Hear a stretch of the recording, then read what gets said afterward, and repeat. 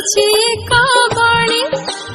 ଝଡୁଛି ଯେତେ ମହୁଲ ଫୁଲ ହିସାବ କରେ ଗଣି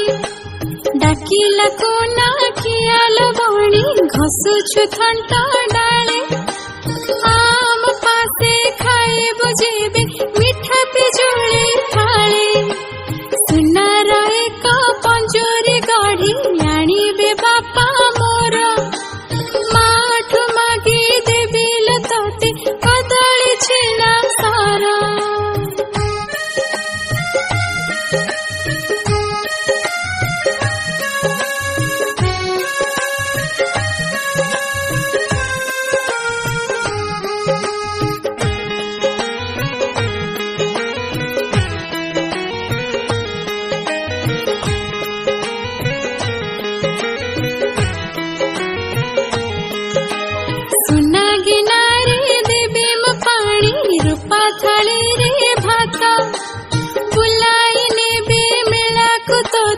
देखिबो केते जाता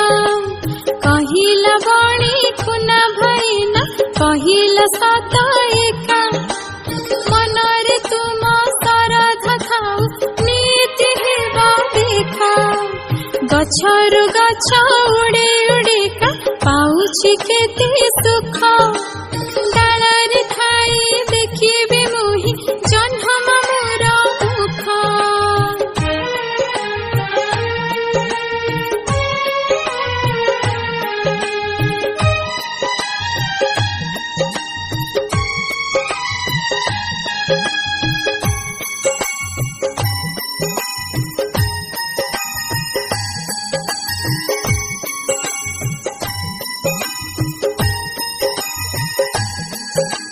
बुलुछि खाई बणर फल केते जे मीठा कोली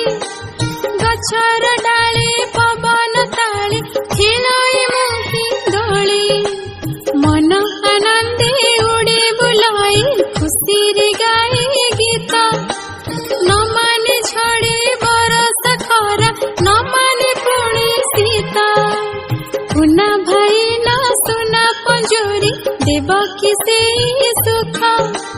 पराधीन बंदे जीवन हटाई बड़ दुख